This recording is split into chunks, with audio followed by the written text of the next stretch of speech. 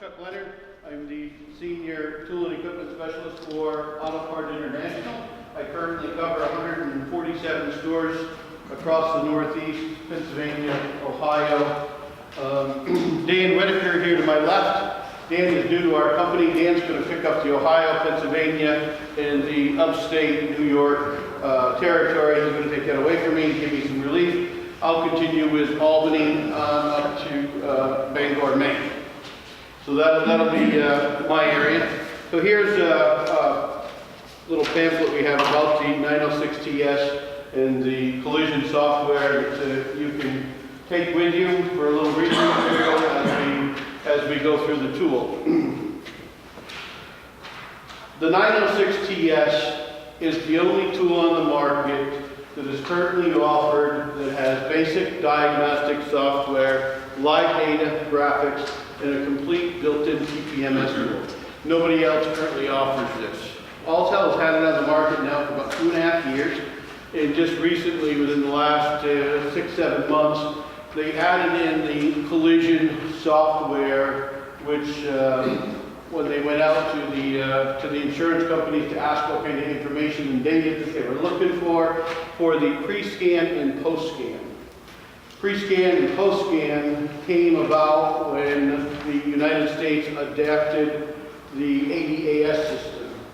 So what had happened when the ADAS system was developed, and we brought it over from Europe in 2012, it was when you bought a new car and had it built, you had the option to add some of those features in.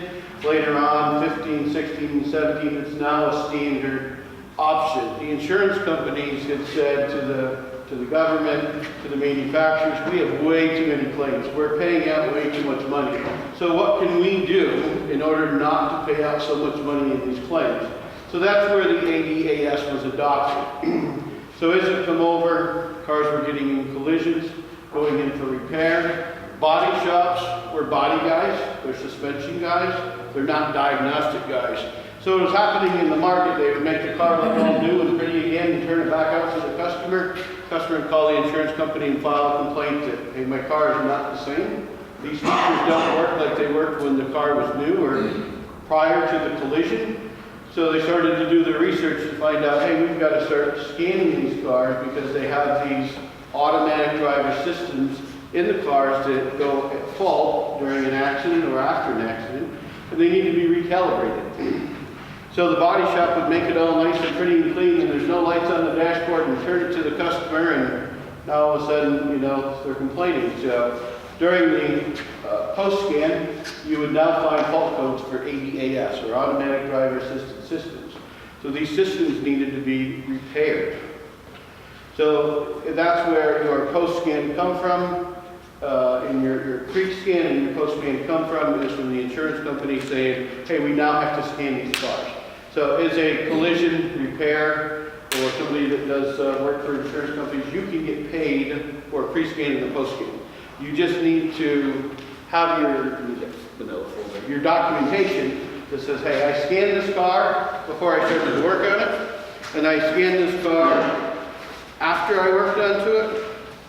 So what I'm going to pass out to you, this is an actual pre-scan post-scan that I did on a 2018 Toyota Corolla at the end of October. So you'll see down the side here the components. You'll see where the ADAS failed, and it says pre-scan, and then when you flip it up, you'll get your post-scan, and you'll see where they now pass. So this is your proof of eligibility that, hey, I should get paid for my pre-scan and post-scan.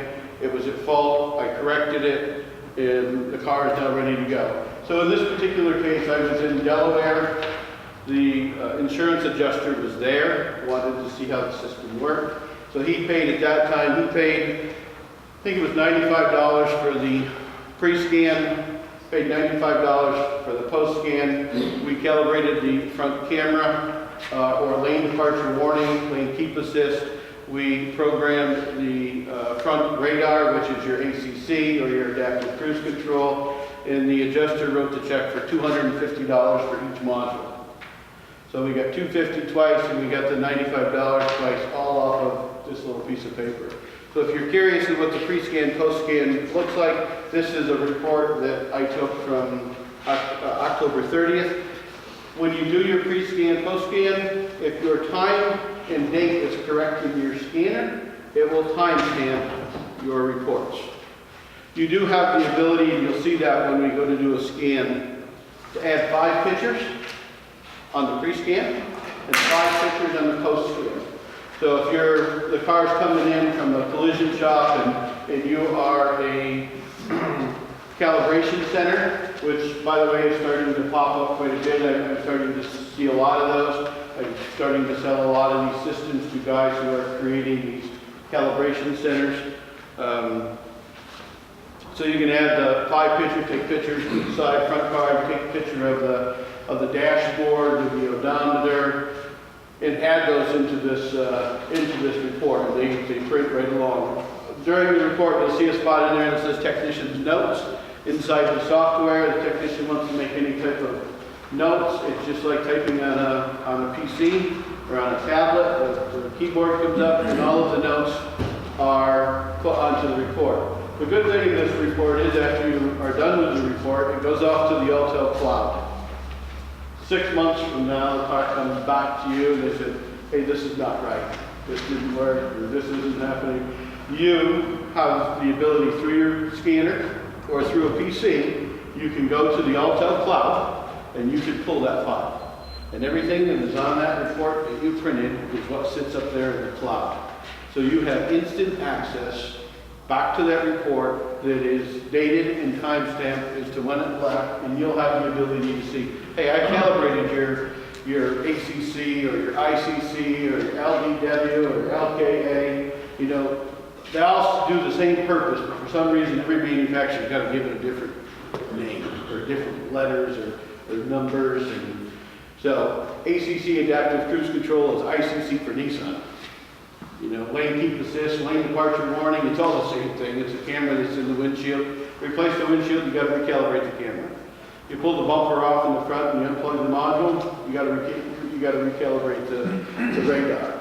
Pull the rear bumper off and you got an Audi and you got a rear collision system, you got to recalibrate it. You pull the side panel off and you unplug the lane departure or the lane, blind spot indicator, that's what it takes. Blind spot indicators, which are in the rear quarters. You got to recalibrate those. 360, which is a new one, or Subaru eyesight. You got a little off of the mirror, it's a little bit of camera that sees everything around you. Pull that mirror off to blend the paint, guess what? You got to recalibrate it. You pull the door off, you pull that mirror off, you got to recalibrate it. It isn't a plug and play where they recalibrate themselves. Some manufacturers, Kia for blind spot indicators, is a dynamic. You have to drive it down the road, take your scan tool, activate the software. You're doing a certain distance, and it will recalibrate itself. General Motors, lane keep assist, the same thing. You got to drive down the road at a certain miles per hour. You got to activate the software, and it will calibrate itself. So you've got some which are target systems, which you'll get to see tonight, and you have some that are dynamics where you activate the software and drive it down the road.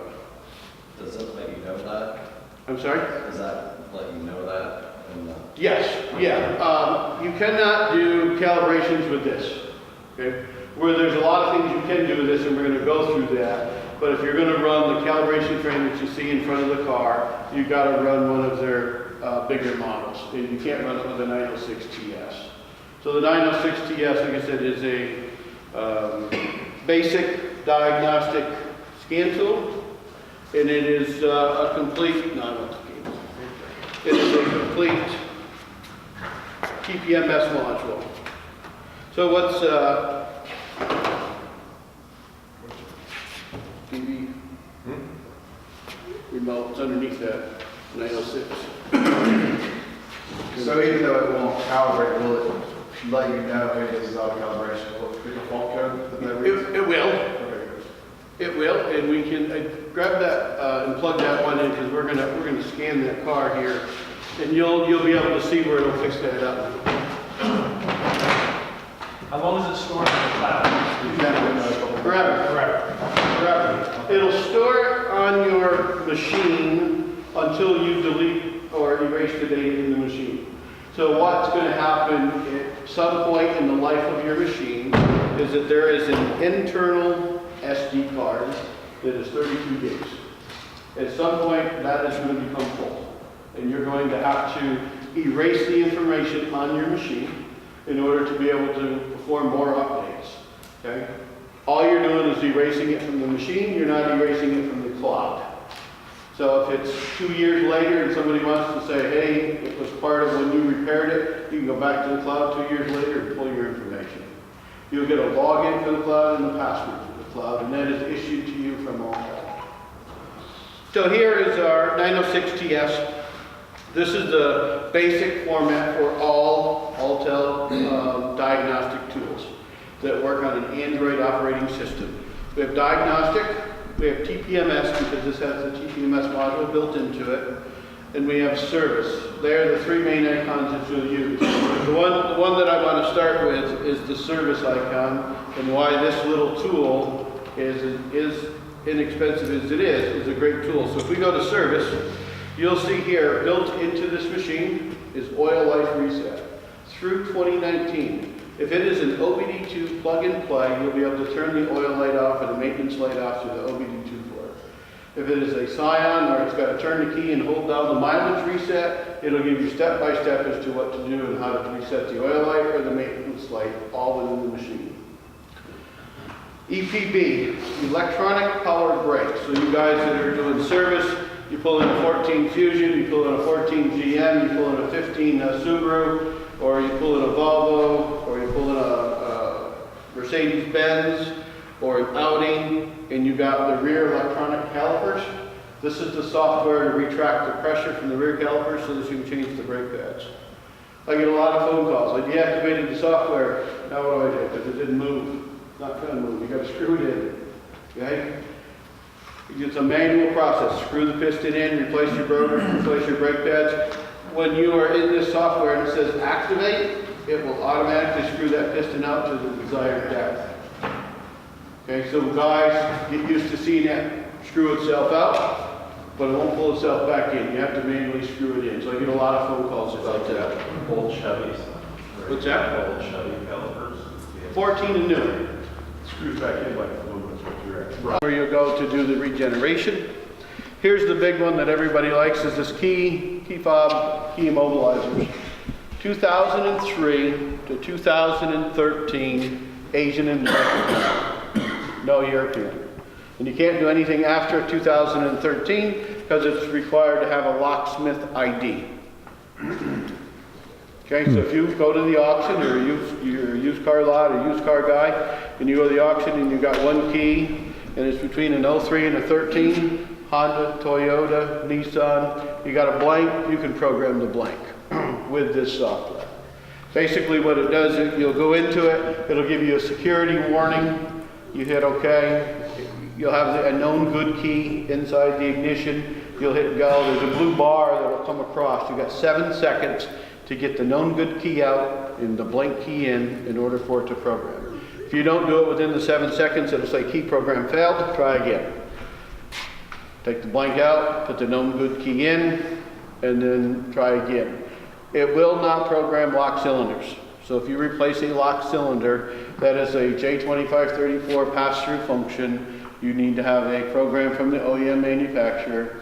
You'll have to buy a download subscription and then buy a key pass-through program. Fuel injection relearn. Steering angle sensor relearn. So a lot of times when the vehicle is in an accident, it's going to set a fault code for a steering angle sensor. You can reset your steering angle sensor through the scan tool. Air suspension, so if you got a Cadillac and you got to put a rear module in or rear air suspension in and you got to reprogram it. Throttle body relearn. That one is a little tricky because it tells you to hold the throttle wide open and all of a sudden you watch them RPMs creep to about 6,000 and all of a sudden the computer will catch it. And then you go, and then it actually does the relearn. So the first few that I did, and you're watching that needle peg, it's like, come on, I'm gonna blow the motor up. Here's one that's windows, regulators, window switches, and moonroofs. Okay, so if you put a window, you get hit in the door, and you gotta put a window regulator into it, or the window regulator goes bad. Here's your program to go program that window regulator, or the master power switch, or one of the other accessory switches, or the moonroof. Power seats, you got to replace a power seat, put a new power seat in. You can program your power seats through this tool. Off to page 3, headlights. So you now have a sealed beam and you need to program the headlight. I can tell you with the headlight, you cannot do it on a Bluetooth. It won't allow you because it goes to the cloud and it pulls the information. You have to be cabled into your little OBD2 plug. Chuck, will that do the Porsche tracking headlights? So the adaptive cruise, no. You need the calibration frame and not the calibration, you need the ADAS software in order to be able to do that. This is if you're just Because I know replacing. when you pull the light out and Yep. it automatically disconnects. Yep. And then it throws a SAS code as well for the headlight, for the tracking and everything. So you need the ADAS software for that. You want to grab me a 12+8? Change tire size. This used to be GM only. It's now GM, Ford. Let's see if I can click on it here. So now we got GM, Ford, and Saab. So what this gives you the opportunity to do, if you got somebody that pulls in with a pickup truck. Now when I was first starting to drive, the cool thing was to go from a 235 75 15 to a 31 10 50 because you wanted that big fat tire. Well, today what this allows you to do is pick a selected approved tire size. And you'll pick that tire size, and this will actually change the transmission shift pattern and change the odometer so that it will read correctly. So the TechLearn Transapt apps, and that's medium duty, that's UDs, and Hino vehicles. And then here's your airbag reset. So you can do the airbag reset, and this machine is not updated. There's a new icon out there for airbag relearn. So you don't put a module in, you put an airbag in, and you need to relearn. So there's 2 or 3 other icons. This machine is just not updated to the service. Will they be, under the airbag, will they be doing occupancy as well? Do you know? I don't know. I haven't played with that function. I think mine does show occupancy. Let's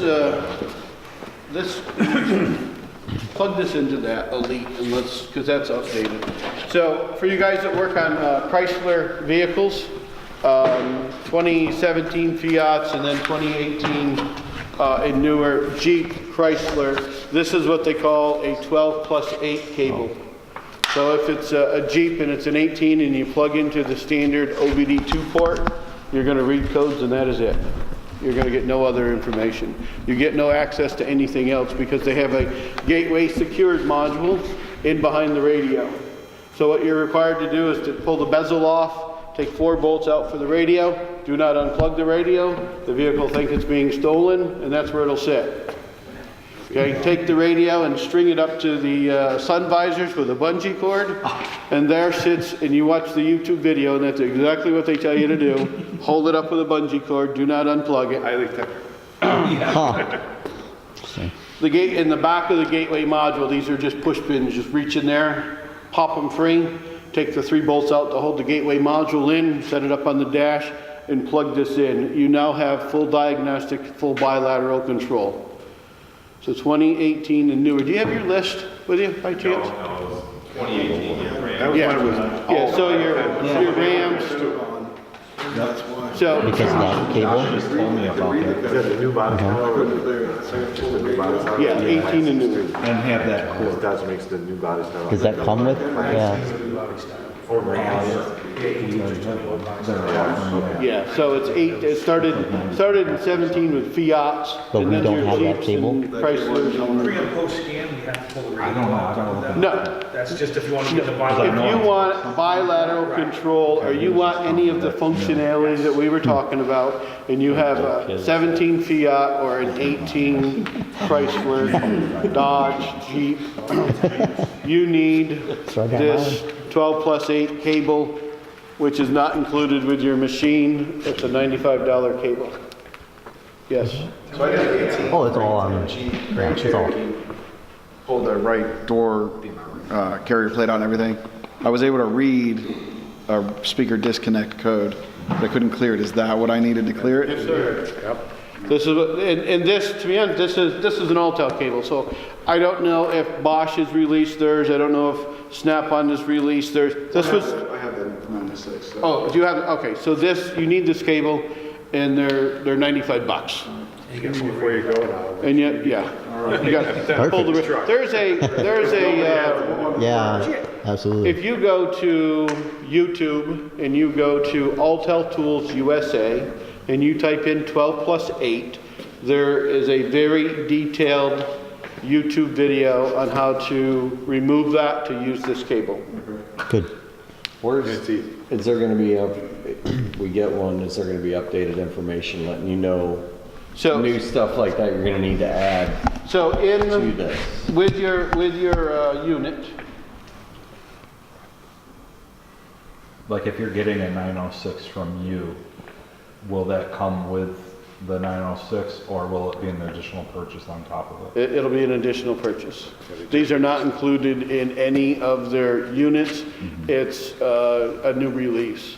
Same with the, if you do BMW and the newer BMW with the Cat 5 cable, that's also another cable. It's called the BMW Cat 5 cable in order to do OEM programming from the Elite or Pro head unit. And what's that called? It's a BMW Cat 5 cable.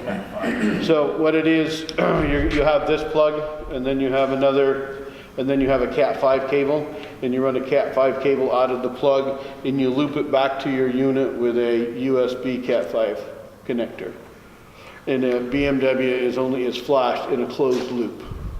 So with the Elite, if we have a BMW, you need to put it into a closed loop with a USB Cat 5 and a Cat 5 BMW cable in order to flash it. Wow. So if you buy the Elite, that is a feature. You get the Cat 5 cable with it. You'll get the USB Cat 5 connector with it. You get all the programming for BMW flashing. You get it for Mini. You get it for Volkswagen. You get it for Audi, and you get it for Mercedes-Benz. So that's part of the package with the Elite. So that is advanced diagnostics, where this is basic diagnostics. That's really the big difference. Yes, sir. Would that allow you to program the adaptive headlights? Like when they Yes. replace a headlight? Yes. And it needs to be aimed or calibrated, however BMW terms that? Yes. Will you need the Cat 5 cable to do that, so you have it bidirectional, or? If it is 16 or newer, Yep. if it is 16 or older, you're going to use, will you grab me that red cable out of there? You'll use a standard OBD2 plug. And Out of here? any one of them. Okay. They all have it. The USB to the J2534, you must turn off the Bluetooth in your Elite in order to perform that function. Because what it's doing, it's going out to the Altel cloud, it's pulling the calibration, okay, and it will not pass it through on a Bluetooth. You don't have a full loop. You've got your loop, you're cabled from your head unit to the J2534, which then plugs into the OBD2. Okay, if you do not turn off your Bluetooth, your calibration will fail.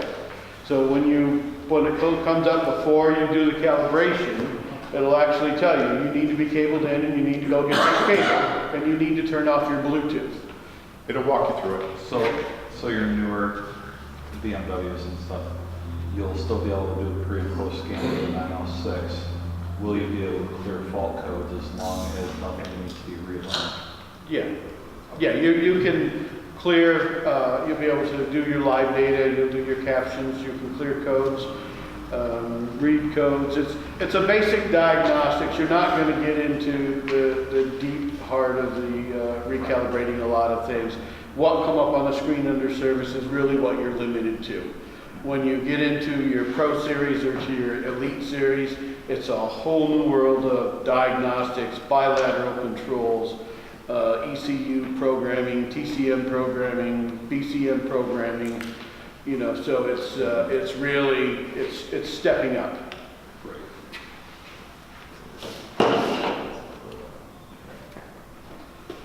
Yeah, So,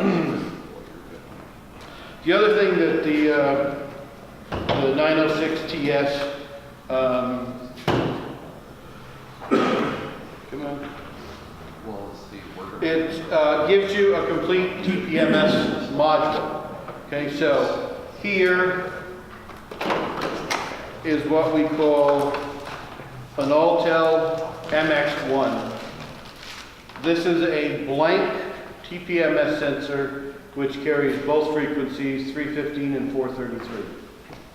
Okay, so you no longer have to stock 6 or 8 or 10 SKUs in order to be able to get the right TPMS sensor for the vehicle. If it's the Chryslers and they got the bolt ins, there's a little metal tab here, you pull them apart, and there's a bolt-in stem, which would fit right back into here, and it now looks like a bolt-in TPMS. So it carries both frequencies. Give me your tool.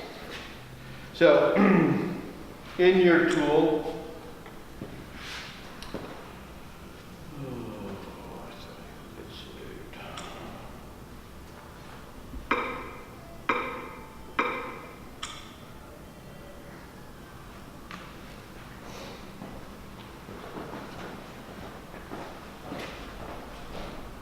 the ID is going to give us the megahertz, Fahrenheit, and if the battery's okay or not. Okay? So when you do your check, now, what's unique with the Altel system, you see where we have our IDs? If that ID pops up in red, okay, you'll get 2 of them that pop up in red. And basically what it's telling you is, hey, this ID is in the ECU, but it's not in the position where you scanned it. So it'll tell you as soon as you scan them, when it pops up there, whether it's in the correct position. Because when people take their car in to do a tire rotation and the guy says, hey, it's going to be $20 for me to relearn your TPMS sensors, they say, nah, I ain't paying that. And they drive down the road, and then next thing you know, she pulls into your says, you know what? It says I got a left rear lobe, but I got 90 pounds in it, and the light ain't going off. And you walk around the car, and the right front's got about 5 pounds in it. And that's because people rotate them, and then they don't want to pay to have their TPMS relearned. So if these pop up, these IDs pop up red, it's, hey, I'm in the ECU, but I'm not in the correct position. Okay? So then over here we have programming. So under the programming mode, we can take this blank sensor, because we stick this sensor up here in the upper left where the trigger is, and then we hit auto create. It's going to go up there and it's going to find the sensor.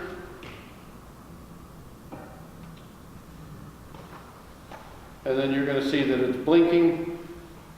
And it says 1 sensor detected. We say OK. And coming across the top bar, you're going to see that that is slowly turning blue. And when we're all done, this sensor will belong to that vehicle. You can pop it in, do the relearn procedures, which we'll show you where that is. Now this sensor is now programmed. It gives you the new ID, okay? Now your shop gets busy, right? And you set this down and you're answering the phone. 20 minutes later you come back and say, oh, what did I do with that sensor? Don't worry, because they're reprogrammable. We can now program this to a BMW, we can program it to a Nissan, we can program it to a Honda. They are rewritable. It's very rare that we find one of these that are defective. It's usually the guy operating the tool that is confused and he says, the sensor's no good. It's usually not the case. So you can stock 4 of these on your shelf. You can write it to any vehicle.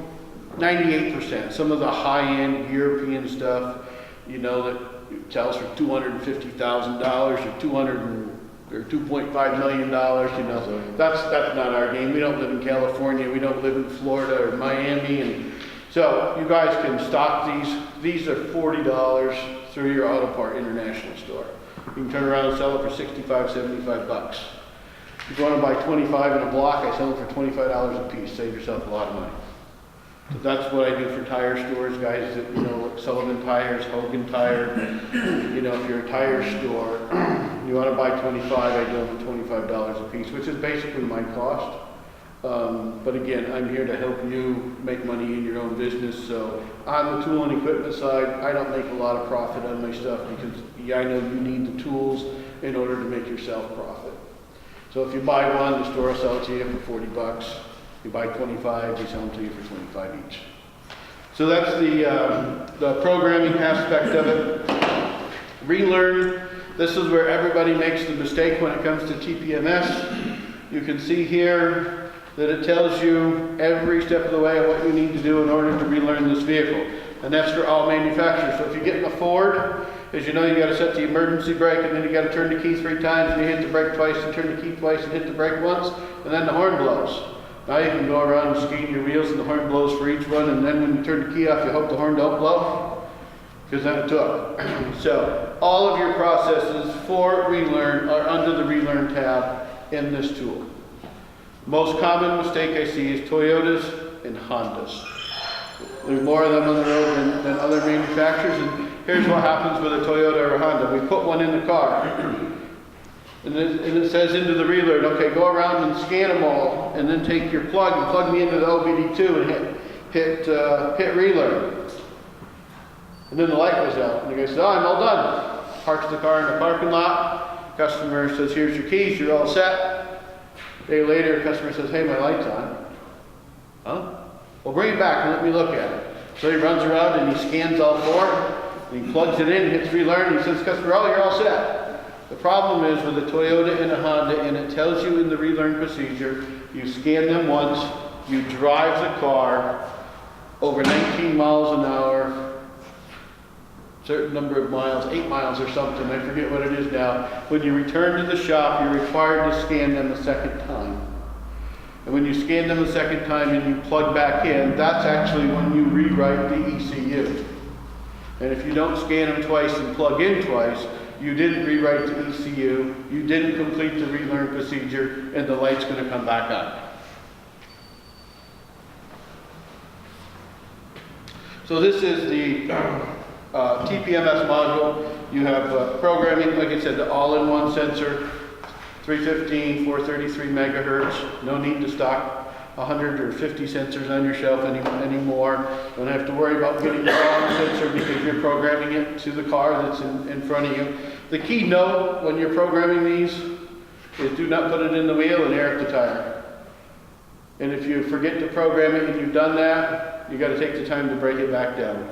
Because what this sensor is designed and what we're doing when we are under the programming mode, we are programming the tire placard, which is inside the driver's door, to this sensor. And when we program the sensor, we're telling it it's got 0 pounds of pressure. So a guy puts it in, he's got 10 pounds, oh, I forgot to program, grabs his tool, sticks it up there and programs it. Well, now what's happened? You got 10 pounds in your tire, and this says I got 0.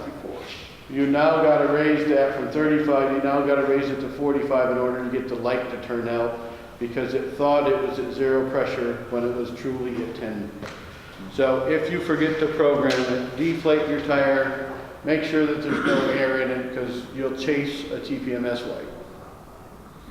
Some of the tricks of the trade, General Motors. Customer pulls in, says my TPMS light's on.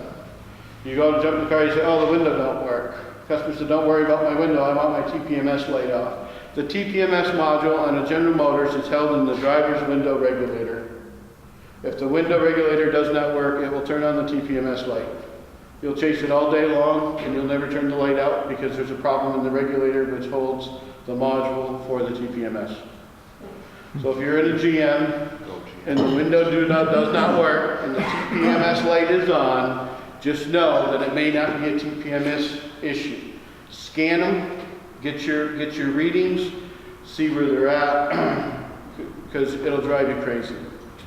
On a Honda, the TPMS module is held in the right rear tail vents. Okay? It cannot be on a rack and reset the TPMS light. It has to be on the ground. And it can't be in between the 2 posts with the legs kicked out. You've got to back it out of the rack, because when it sends the signal up, it's going to bounce off the rack and your light's not going to go out. They are the 2 most common things. Ford, here's a So this is now, we're going back, it's not in the newer models. If a customer blows a left rear brake light, no big deal. A customer blows a right rear brake light, no big deal. But if the third brake light is the last brake light to blow out, it turns the TPMS light on. So if you got a Ford and the TPMS light is on, just have somebody step on the brake light real quick. Your brake lights work, you know it's a TPMS. If the brake lights don't work, change the bulb and watch the TPMS light go out. So just, I got a good one for you real quick, just touching on the GM. The last class we had, Audi was there. Shop had a GMC Acadia with a parking sensor out in the rear bumper. It shut down the radio, all the windows, interior lights, everything, because of that sensor being out in the back bumper. Took out the whole system, and they chased wires, they did everything on that truck. It's crazy how much electronics. I mean, the truck came in dead to the shop, they had to tow it in. so this is your 906TS. It is basic diagnostics. It has basic bilateral control under your service function, and it has a complete TPMS function. It's a great tool. You know, we sell it at $17.99. You know, if you're to go out and buy a basic, you know, TPMS tool, you're probably gonna, Bartech right now is, depending on which model, you're between $1,400 and $1,700 just for a Bartech TPMS tool. You know, now this will read all 36 OEM sensors. It will read all 18 aftermarket sensors as long as it's programmed. It will not program a Schrader 33500. It will not program a Brown, an Eklund, an Alligator, an Orange, an Ops. It won't program it. It's only designed to program an Autel blank, but it'll read any sensor. So any car out there that has TPMS in, you can take this out there and you can scan the wheels and it'll read everybody's sensor. It just will only program their sensor. And in return, the Bartech, the OTC, the Snap-on, they will not program an Autel sensor. Your Bartech that you're paying $1,600 for will program all 18 aftermarket sensors, with the exception of this one. So they do lock you into their sensor. Like I said, we sell them at $40 a piece. You buy 25, I'll give them to you for 25 a piece. But that is the tool. How's the collision software in it? The Autel Elite, when you add the ADAS, has the collision software in it. So as we do the calibration, we're going to use the collision software in the Elite so you can see how it operates. The way it operates in this machine is the same way it operates in this machine. So there is absolutely no difference. The screens that come up on this tool, they are exactly the same. So when you scroll across on the Elite and you scroll across DCI support and Academy, they're exactly the same. There is some difference, so you do have Max and Scope. Well, they've updated the 906TS now, so it does have what the Elite on the main screens. So what you're getting on the main screen of this, you're getting here. Digital inspection is a borescope, comes on a 6-foot cable. I sell a lot of them to transmission shops so they can stick it up behind the bell housing to see for leaks. You can stick it down the spark plug hole and you can take a picture of the cylinder head. You can change the tip to a 45 degrees and you can look up at the head. You can change it to a magnet, so if somebody dumps something down in there, which happens on occasion, you can take the magnet down inside the head and pull that piece of metal or whatever as long as it's magnetized, it'll come out of there. Remote diagnostics. If you are buddy-buddy with your buddy down the road, his tool will have remote diagnostics. You can tie the two tools together and you can help each other do diagnostics without going over there. Support is Autel support on Long Island, New York. You can click into the, type of Wi-Fi. Click on support and it will actually open up. You go into complaint and you can text message back and forth with Autel on Long Island. That's where their corporate office is. VCI manager just tells you what VCI you're connected to. And then you can see here, there's 103 updates available on this unit. Hasn't been out of the box in a day or two, but that's how you do your updates. You quickly click on the icon, the update screen will load. To be clear for everybody, the DCI is actually what they're plugging into the OBD port. Yep, that's your Wi-Fi. Jimmy, the description. What's that? The scope, we don't have any. I don't have one of these. No, I don't. That truck's jammed full of stuff to do this here. I got one. Here's, in your update screen, this is what's important for you guys. You can see here, this was released 3/13/19, so it'll tell you the date that they're released. If you hit the I on the screen, it actually will come up and it'll tell you what's in that update. So data logging is used when you're performing diagnostics if you turn the function on. What data logging does, if you think you've got a problem with the machine or you don't understand something with the software, as soon as you hit end, that file is zipped off to Altel on Long Island. Somebody is there to read your file and look at your report. Okay, Altel takes all these reports that are sent in from all of the users, from all of the units, and that's what determines what next for an update. So this area may see one common thing, and the next, Albany may see something else that is different. So send your data logs in, especially if you get to a function that says, oh, not supported. That's because it's not supported. But if you need that support, you send that data log in, and that's how they determine what's coming for updates. So you can have a hand in what's coming for updates. So it's constantly updating all year long?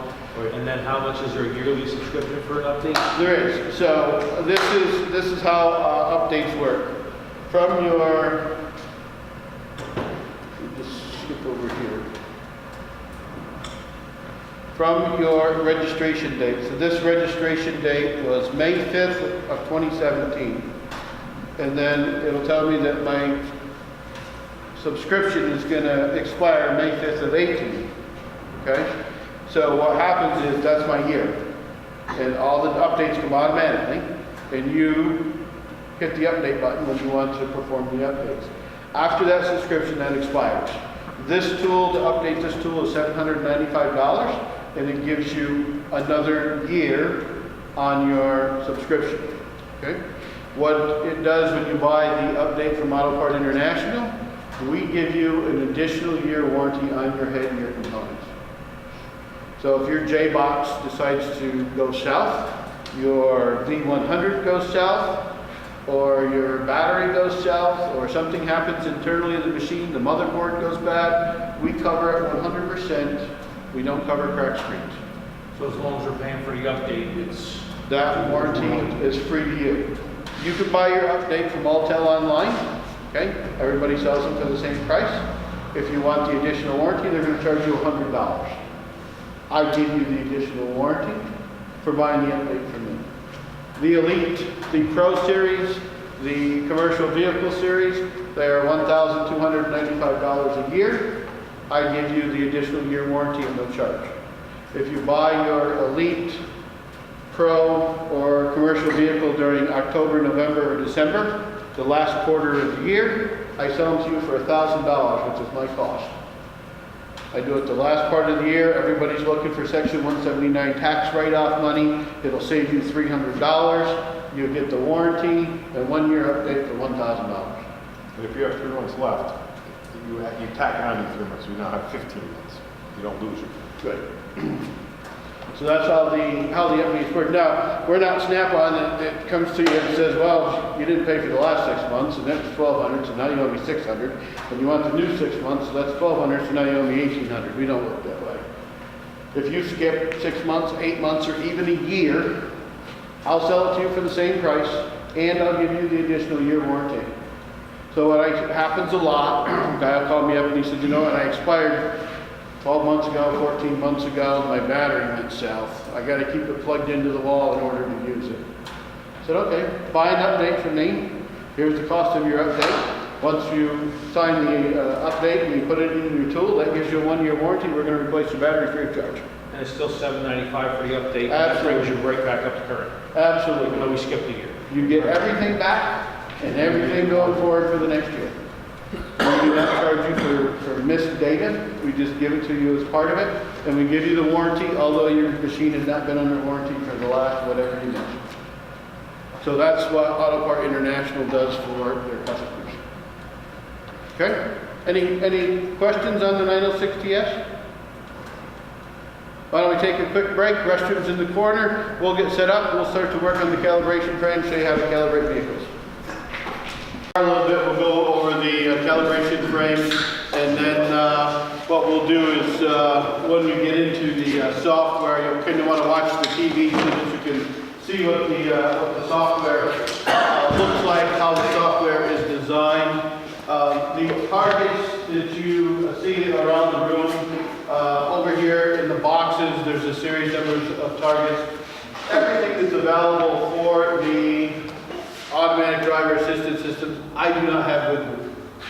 There's a new release of the Subaru target, which is the same size as this Mitsubishi, or not Mitsubishi, Mercedes Volkswagen target. So it's a big target. There's another calibration T-bar back here that we will actually be using. So what I'm going to do is there's some equipment sitting here along the floor. I'm going to explain to you what it is and kind of what it goes to, and there's the pamphlet. Inside the pamphlet you will see there is a page of targets. That is the initial targets with the board. The second page of targets is the new release, and then the targets that I don't have with me. So this is the calibration frame. The calibration frame weighs about 86 pounds. It will slide left, it will slide right, it will twist right, it will twist left. And that's so that we can take this calibration frame and square it to the vehicle before we do a calibration. The big board that you see up here on the top of the board is your Volkswagen Mercedes board. These, this tube here, and this tube here, these are the boxes that sit alongside the wall over there that we didn't open up. These are all labeled as to what they are. This one here happens to be Kia and Hyundai lane departure warnings. And these are mats that you would roll out. And this is a magnetic board. And it allows this board to now become your Kia Hyundai board. The box or the roll that Dan has in his hand, when you go through the paperwork and you're looking at it, that is Nissan.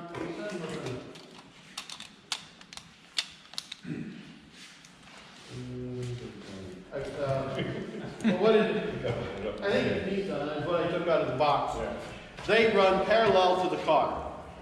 So when you're doing a 360 view recalibration, which will be the eye sensor underneath the mirror, it is required that you run parallel to the car, down this side, down this side.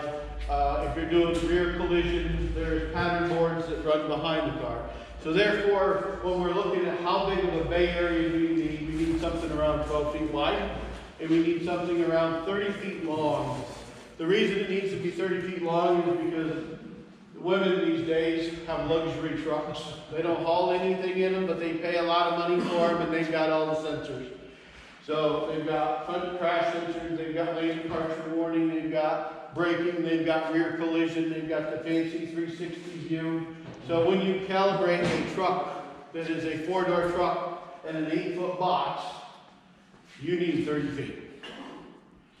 So as you're thinking about doing calibrations, think about the size of the building, the bay you have, and what vehicles do you want to take on for calibrations.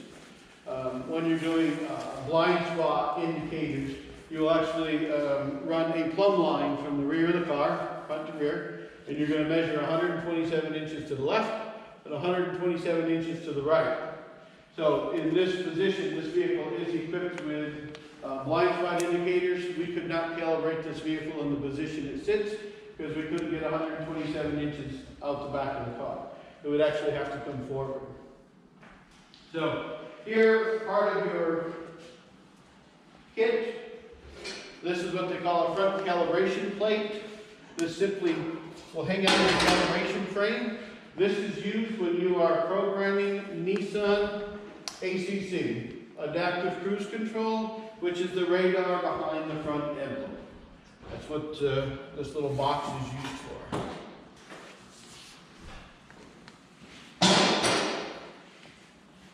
This gray box here actually runs off of a 24-volt plug, slides into your calibration frame.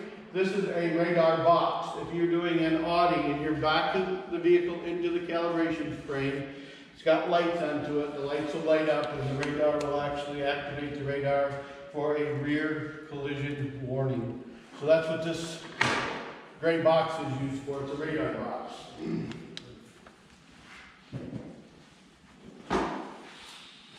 This here is what they call a reflector.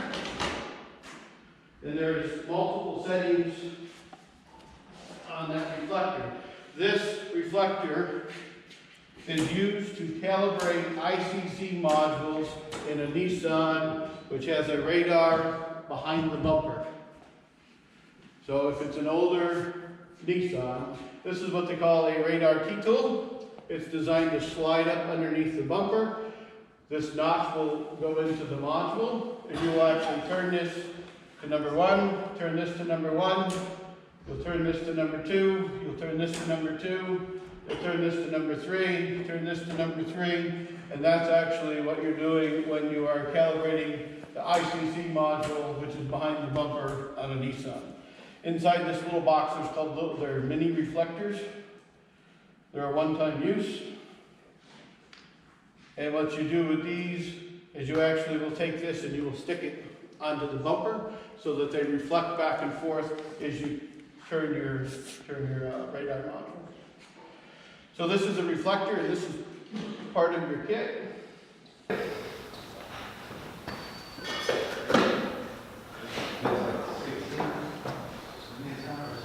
Yeah.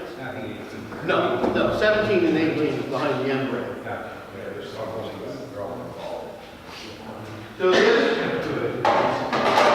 handy dandy little box, and this handy dandy little pole. This pole again works off of a 24-volt plug, okay, which comes with it. This is your night vision calibration. So when you're calibrating night vision, you use this box and you use this pole.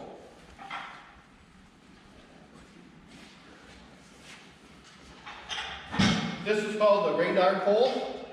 So when you're doing a front radar, like you see here for ACC, Adaptive Cruise Control, you're actually going to use this pole. It's going to sit in front of the car so many inches, and then you will activate the radar, and this will is what you use to program your radar. We're actually going to use this pole and program this front radar this evening. Inside this big black box is all of your OEM targets. Okay, so if you have Mitchell, Identifix, ALLDATA, and you punch in ADAS, Automatic Driver Assistance Systems, you will actually be able to print this off your printer. You'll actually be able to get out a pair of scissors and measure this and cut it, get a piece of cardboard and glue it to it, and then you can get out a tape measure and you can tell your stand here, and hold this like this. You can actually do ADAS recalibrations by making your own targets and making somebody stand in front of the car. These are OEM targets, which are permanent targets. They have magnetic plates on the back of them.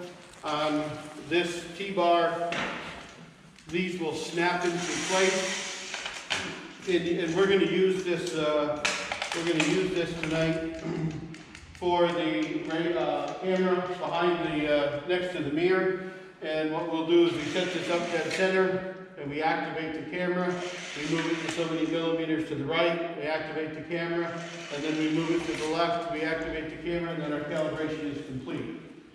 So you go ahead and take this off, and we'll start with that. So that is some of the components of the calibration frame.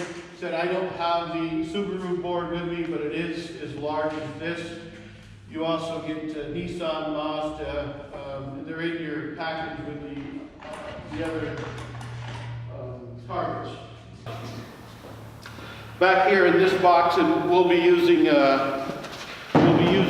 these this evening. This is a wheel clamp. This looks like it goes to an alignment machine, and that's because it does. It works the same way. Here in the center port, we're going to stick a laser, and we're going to hook this onto the rear wheel, and we're going to shoot that laser up here to this calibration frame, and we're going to make little red dots up here on these red targets. And we're going to use those red dots in order to take this frame and square it to that vehicle. And then we're going to flip these little plates up to the mirrors, and we're going to shoot laser beams to the rear of the car. And again, we're going to use this frame, and we're going to twist the frame in order to square it up to the vehicle. Your rear clamps, when we shoot the lasers backwards, they got to be close, guys. They don't need to be pinpoint, accurate, exactly the same. They got to be close. All of your calibrations are going to say, and you'll see this in the software, plus or minus. So sometimes when the radar pole comes out here, it may say plus or minus 6 inches, plus or minus 3 inches. So it doesn't have to be perfect. Once you get the calibration frame squared, these come off. They have no use in any calibrations other than making sure that this calibration frame is square to this vehicle. So with that, we're going to get started. We'll activate the software, and we'll start to see how the software works to complete a calibration. So inside our vehicle, plugged into our OBD2 port is our J2534. When you're doing calibrations for automatic driver assistance system, you need a pass-through device. We just throw that up onto the dash, and then here we'll activate our. So we start with diagnostics, and when we looked at the 906 TS, we saw the same purple diagnostic tab. What's different with this one? It says ADAS inside the diagnostic tab. That is an indication to me that this scanner has ADAS software installed in it.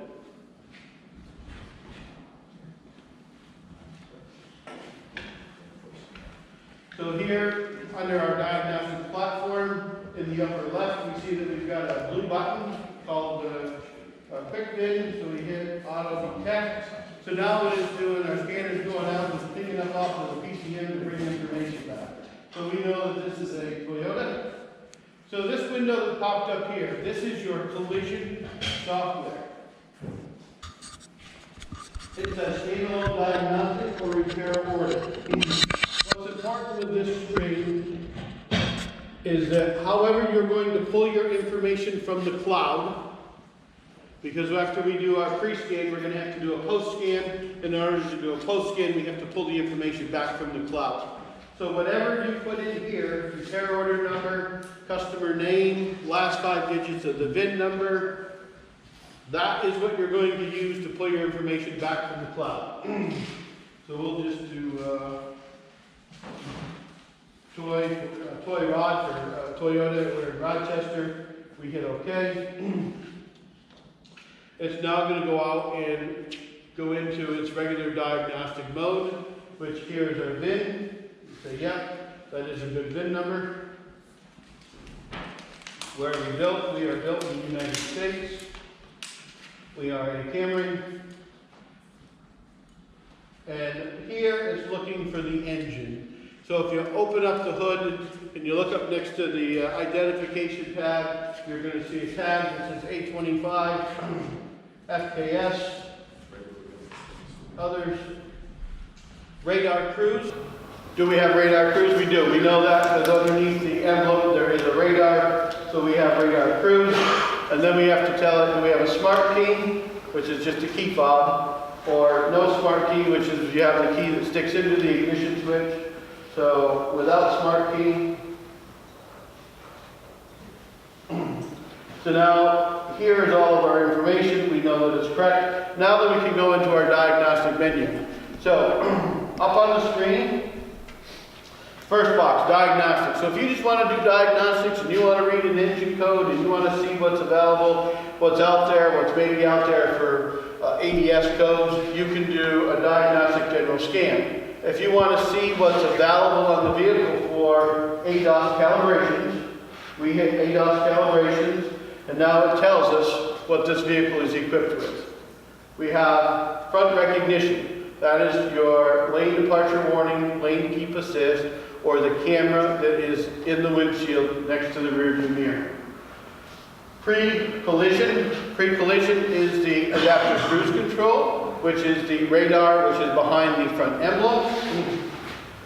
BLS, BLIS, and BLIS. Blind spot indicators, a left and a right. So this particular vehicle has two modules, and if you recalibrate those modules, that is 2 charges, because you did the left one and you did the right one. Hot functions. Remember earlier when we went in, we looked at that thing called service, and we looked at all those functions we could do under service. Well, this is now called hot functions, and the hot functions are those services based upon this VIN number. Okay, so we saw that there was 18 or 20 service functions. They now convert to hot functions, and all of those are listed for what we can do with this vehicle. Here's your programming. So if you want to do it and do J2534 programming, and your pre-scan. That's what we're most interested in because we want the pre-collision report. So we're going to hit pre-scan. And we're now going to go through, and it's going to scan all of the modules that are in the car. So it'll do the engine module, the ADAS module, it's going to do the transmission module, it's going to do the airbag modules, and it's going to do all of your ADAS modules. It's going to scan your power seats, it's going to scan for radio codes, it's going to scan all of the modules that are in the car. The same way as your 906 TS will do the same scan.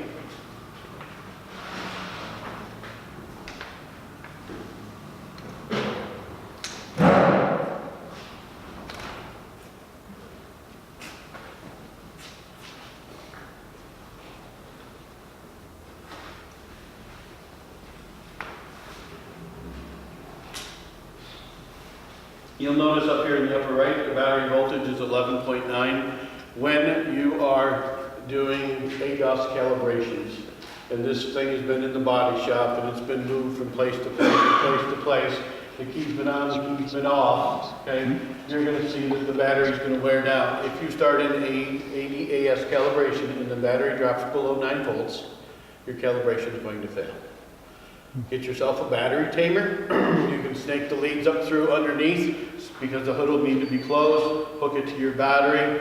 Put the battery tamer behind the wheel and your battery will continue to charge, or it'll maintain clean voltage so that you can perform your ADAS calibration. So we are 100% scan, and here's our pre-test, would you like to add photos? So here you can add 5 photos prior to doing anything. So if it comes in and it's got a dent, a dent or whatever you want, and you want that as part of your records, you simply say yes, your camera will turn around, and you can take a picture, and it will add it to your report.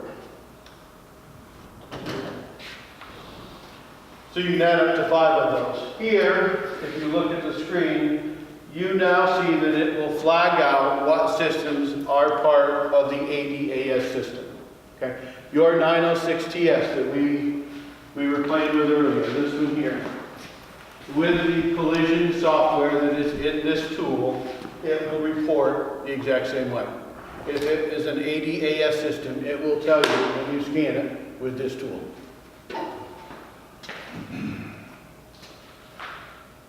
So we don't have, if we had fault codes, it would show fault codes to be able to, like LPA, lane keep assist, lane departure assist. We can say okay. Goes in and it's going to give you a bunch of information about it, and then it'll actually go in and it's going to open up the module, and you will see that we should have live data, special functions, read codes, and clear codes. Chuck, question. As we're, say, for PDR tax or body tax, we know that we need to pull the bumper, pull the headlight to paint the fender. Yes, we can do a pre-scan and we can see that it has ADAS codes and that, hey, it has the front camera or whatever. Is there software or information somewhere that tells us that when we pull this bumper off, we are going to have it recalibrated? If you disconnect the module, you have to recalibrate it. It will lose its Let calibration. me reiterate my question then. Is there something that tells us if there is a module in that bumper on that specific vehicle or So somewhere when we else? first scanned this, and it come up ADS calibration, Yep. and we said yes, and it come up with 4 modules. So it told us at that point that we had a camera, it told us that we had an ACC radar, and it told us that we had 2 blind spots. That's all the ADS that is equipped with this car. So as you scan different cars, you may have 6, you may have 2, you may have 1. Does it tell you how do we know that pulling that bumper off is going to unhook that module? You're gonna have to figure that out when you pull the bumper off. Yeah, but I think what Dave's asking is there an area where you can, before you get to all that, show the insurance company, per Toyota's guidelines, when I pull this bumper, it's going to require me to calibrate it. So So they know, right, that's what you're looking for, is a documentation. Do I have to go to all that? Right, because- Toyota to get this information? So, Right. that information is not in this unit. You would have to rely on your Mitchell, your ALLDATA, or your Identifix by researching the ADAS calibration for what happens when you remove the bumper. Okay, that information is not stored here. Basically, what this is telling us is that we had 4 calibrating systems in this vehicle. We have 4 opportunities to perform calibrations. But doesn't give us the supporting documentation that we need. Correct, whether the module is part of the Right. emblem or if the module is behind the bumper. Right. And we're just pulling the bumper and we're not disconnecting the module. So it doesn't tell you where it's at or what it's connected to, so we would have to rely on all Right. data. Or whoever. Identifix. One of those. Or, Right, right. constantly ask for that documentation, or, well, Because after I get done with them with a $6,000 hail estimate, they don't want to come back for a calibration supplement, so I would rather cover everything. Right. Understand.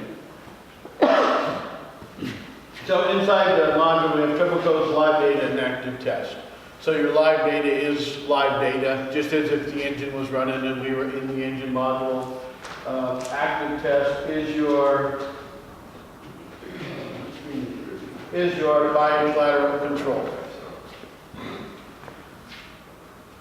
So there's your lane departure assist buzzer. As you know, as the vehicle is drifting, sometimes the seat vibrates, sometimes the steering wheel vibrates, sometimes there's a bell that goes off. That a special function would give you the opportunity to turn that function on and off to make sure that that function itself is working.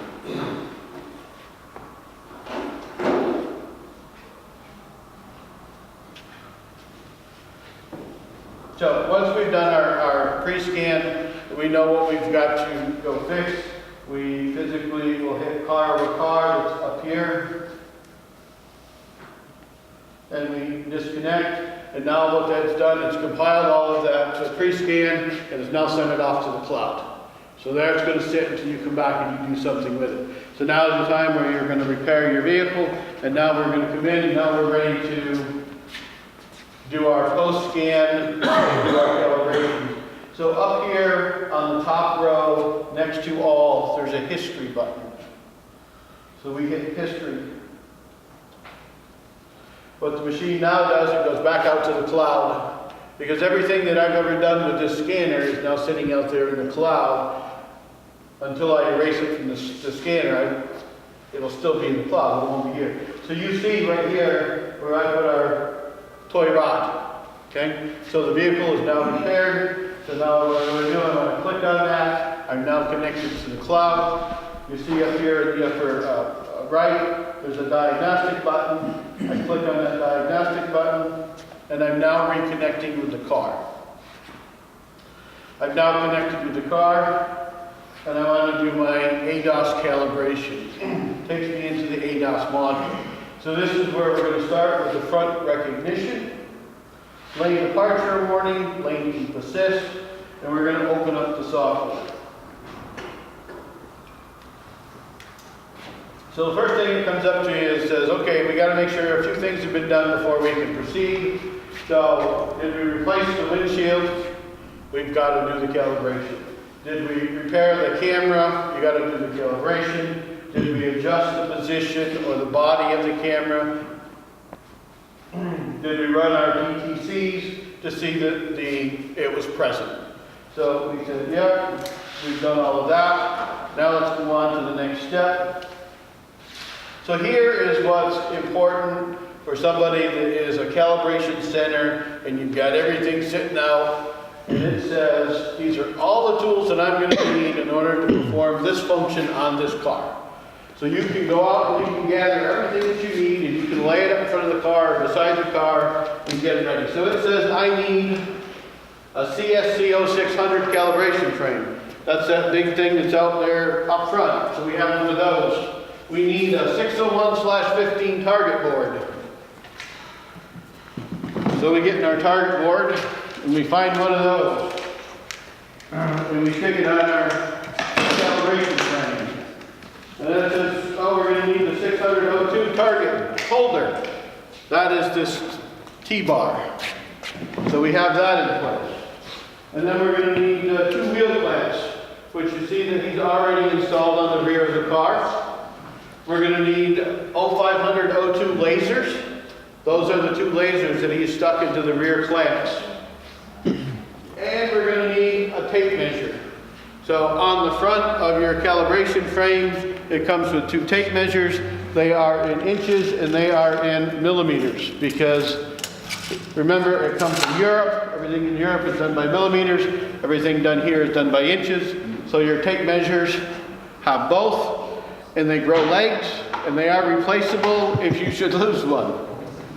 Okay? So now we know what we need. We can go on. Okay, so this is an important piece of the software right here. It is showing you picture A and picture B. Picture A, you can see that the front wheels are on the ground. That's telling the software that the vehicle and the calibration frame are on the same level. If there's a car here, we need to do a calibration, and it's 60, slide this rack out, pull this car on, slide this rack over. So you can see letter B indicates that your vehicle is sitting on a rack, and that we need to complete a measurement. So if we hit B, it's going to tell us to get our handy tape measure and measure the height of the rack. Because what it's going to do, it's now going to change the settings in the software so that it knows the height of the vehicle and it knows the height of the calibration frame is flat on the floor. So you can use a rack if you need one. So we are A here on the floor. So the next thing that it comes up on the measurement, it says here, I had a box that is in front of my car and I want nothing inside that box when I perform my calibration, and I want my vehicle to be 1.5 meters or 59.06 inches apart. That is a critical number. So you're basically going to take your tape measure, you're going to hook it up to your, if you can't reach, and you're going to measure across, and we are 59 inches. Okay? So you're measuring from the front of the car to the front of your calibration frame. And that box, like we said, that box, I don't want nothing inside that box. So when we get ready to take the software, and we're going to be moving this target, we don't want nothing in this box. Okay? So if you got kids running around and you're in the middle of the calibration and it's over here and they run by, it's going to go beep, no, failed, and you got to start all over again. Okay? So it's important. Rear blind spot indicators. Okay? You've got a box that is 127 inches this way to 127 inches that way to 127 inches that way. It doesn't want anything inside that box. So when you're setting your car out, and you've got people running your other mechanics, you're in the body shop, and you're doing your calibration, be sure they don't cross in your box when you're doing your calibration. So we have 59.06 inches. We say yes, we do have that. So then here comes a list of materials or items. And here on the screen, you can see it moves up and down. And I said to Altel, you need to put a big arrow up here, saying you got to read further. Because guys get down here to the bottom, and then they make sure if there is other wording. So basically what it's telling us, make sure your car is in park, make sure that the oil is full, make sure your engine coolant is full, make sure that your gas tank is full, make sure that you have a spare tire, that it's not missing, make sure that there's nobody in the vehicle, ensure that there's no extra loads, so you don't have 50 pounds of dog food sitting in the back seat. So it basically wants a secured vehicle, and because we're doing the front radar, be sure your windshield is clean. If your windshield is dirty, your calibration will fail. You don't have to clean the whole windshield, but you got to be at least 18 inches around that camera. Good enough. Okay.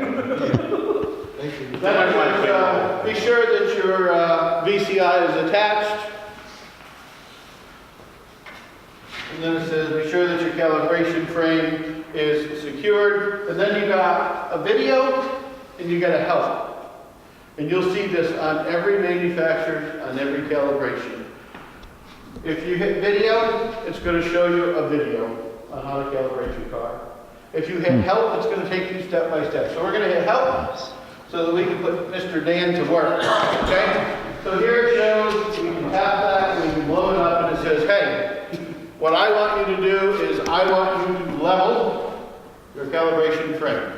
So on all of your pieces, on the big board, on all of the pieces that you see out here, there is a level. They want you to level the calibration frame. So you can see that we pre-started this earlier and that our wheels are up off of the concrete and our calibration frame is level. So that's step number one, be sure that we're level.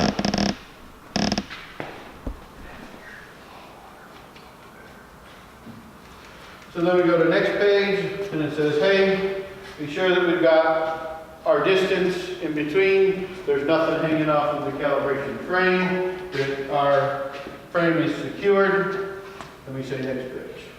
And this is done on every single vehicle. So when you're like me, you've done multiple of these, you know in the beginning, I got to do this. It's going to be level. Chances are it's going to be in the same place every time. So your leveling is going to take minimum time. You're setting up your rear lasers. You know it's got to be done. So this is going to take us and again tell us to set up our rear lasers.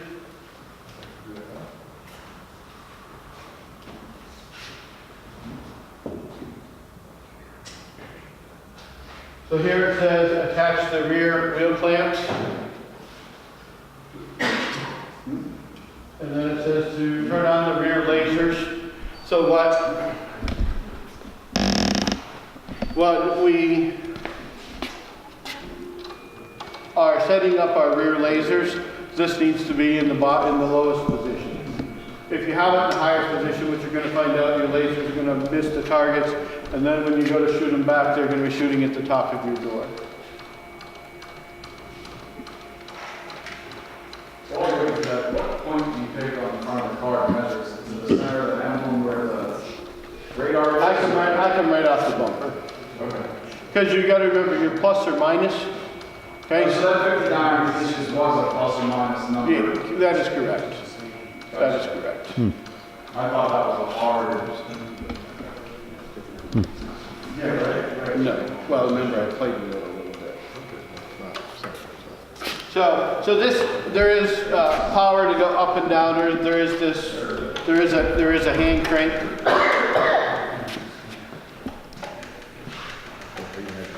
So when we turn on our rear lasers, if you look towards the yellow toolbox, you'll see that our lasers are pointed high. And all we do is just you're just gonna take these, and we're gonna just take and twist them down so that they fall onto the red tab. And all that is doing is it's now gonna give us a reference as to how the calibration frame sits, too far left or too far right. So what we're gonna do is, the magic number is that we want these to be pretty close to being the same. So we just take our calibrator, see how this moves left and right? So what we're basically gonna do,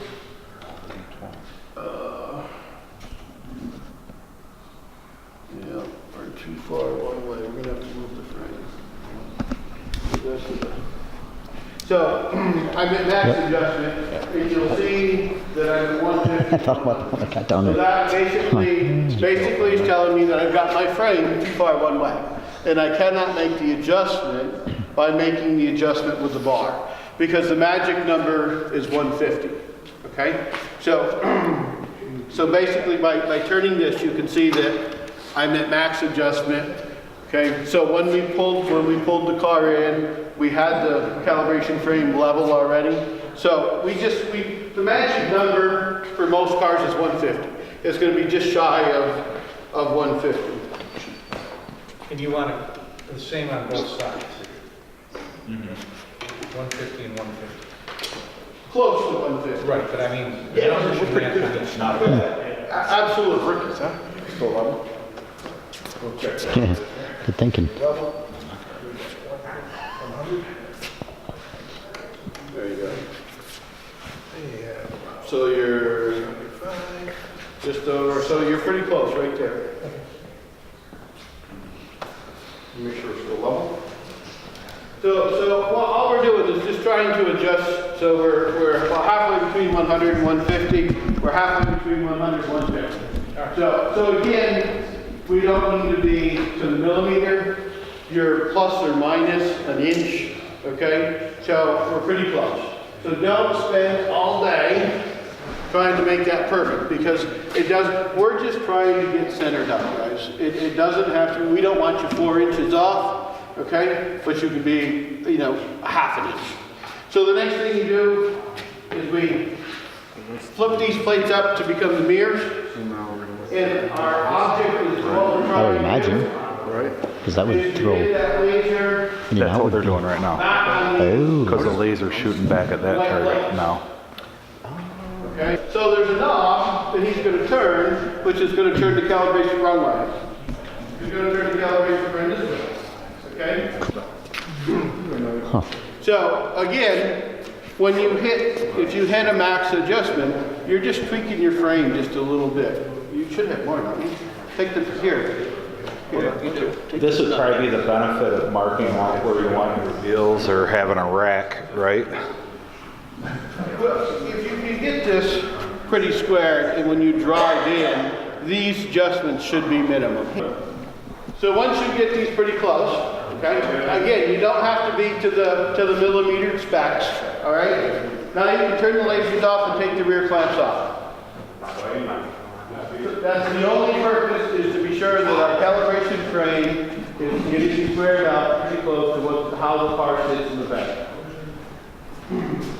So once they're pulled off, they're done. They serve no other purpose. So is there a time if, say the laser on this side is above the line, and the other one on the other side is below the line, is that going to matter? No, because you adjust your height by moving your laser up and down this way.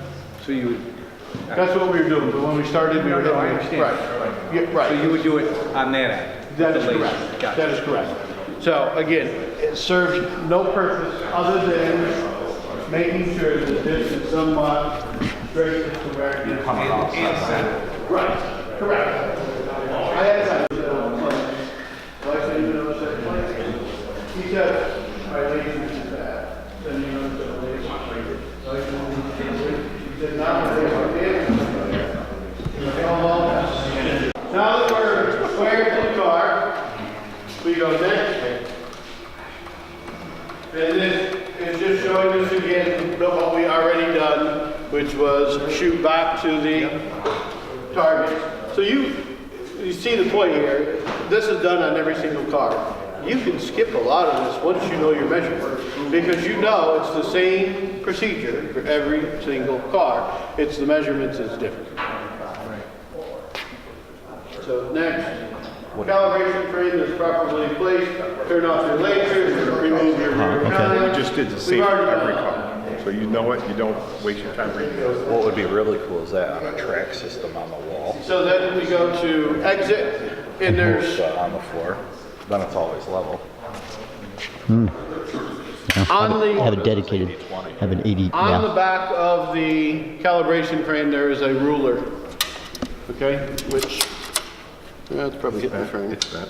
It's hitting the frame. There you go.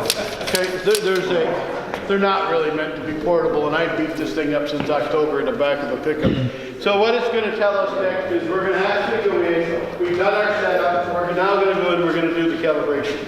So we're going to hit OK. So still make sure that your frame is properly level. You say OK. Now it's saying here I want target 60115. Remember that's the target that we originally got out of the box. On the back of this T-bar, there is a red mark. Okay? This is dead center. That is where we need to start.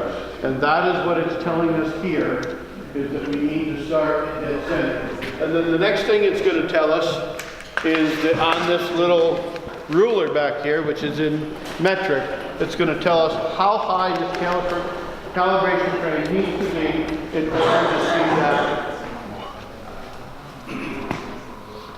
Yeah. Okay. Make sure we're level. Huh? Okay. Gotta be in the Toyota hat. 1,350 millimeters.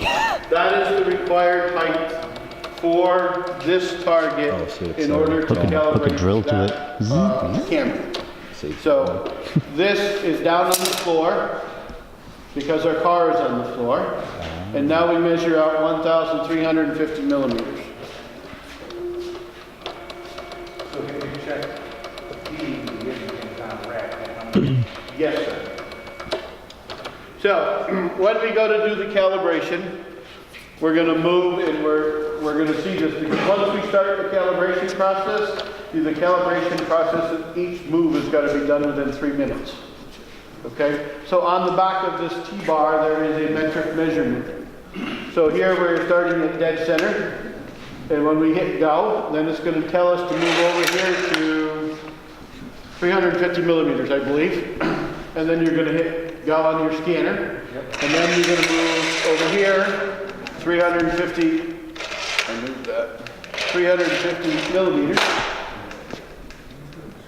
Muscles. Okay, and then it's going to tell you that calibration is going to be complete. During the whole process that you are calibrating this, nobody can be in the box.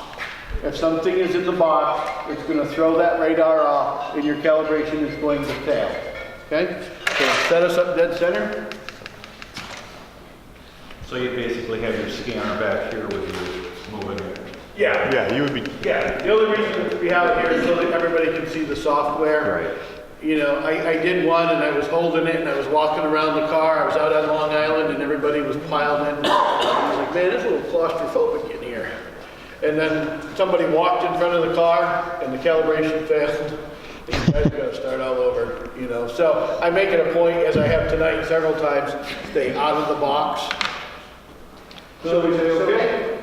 Now, Just a question, I'm sorry to interrupt. When you say it failed, you have to start all over, but you've got everything in position. yeah, we just gotta go back on the just this. Okay, gotcha. You So- just have to go back to dead center. So, if you guys are quiet during the calibration, you're actually going to hear the camera come on and move and calibrate. So if you're real quiet, we'll actually hear that. Cool. So, Listening. engine up, or key on, engine off. Next. Okay, so you see here where it's now picked up from the radar, or from the camera, has now picked up the distance and it's picked up the target. If you are outside of the allowed plus or minus, those numbers will become red and it will not allow you to go any further. Okay, same if you are doing a blind spot indicator. and you have measured out, and you have your radar pole sitting over here, and it picks up the radar signal, if it is outside of its parameters, it will flip red, and you will not be able to calibrate. Okay, so now here we go. We are dead center, correct? Yes, sir. Here. Uh-huh. Okay, that one is good. Let's go to 550. 550.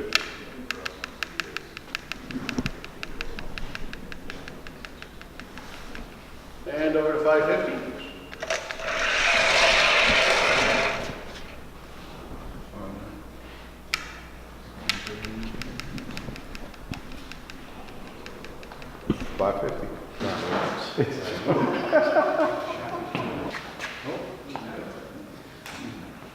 What the hell? I'm looking to see if there's a smudge on the windshield, because it don't. There's nothing reflective behind it, right? No, it'll hit that. It'll hit that, but it knows where to look. It knows to look at Right, 550. but doesn't it say if there's anything reflective or anything behind it? Like it's not. Black and white, black and white. Yeah, it's a possibility. It might be. Yeah, so you can't have a checkered floor, you can't have checkered walls, you can't have a speckled floor. I had a guy in Boston, he called me up and he says, I'm building a brand new shop. When I get it built, I want you to come do a demo for me because I want to start doing this. So he built this big, beautiful body shop. And I walked in and I mean, it's just absolutely gorgeous, the waiting room. And I said, where do you want to do these? And he walked me out through. The black and white. Entire body shop with a speckled floor. Yeah, I'm gonna get some. Calibration. You gotta tear it up or you gotta do something. You can't. It's kind of a beautiful room and the floor is all that speckled and it was sealed with that sealant. Yeah. And also when they have a training center in their facility in Long Island and their floor was black and white checkered. And when they brought in, they ripped the floor up and they put a treated grade and poly. Okay.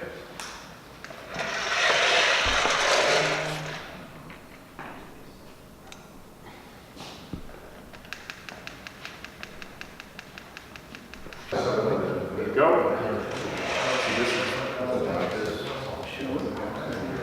Good.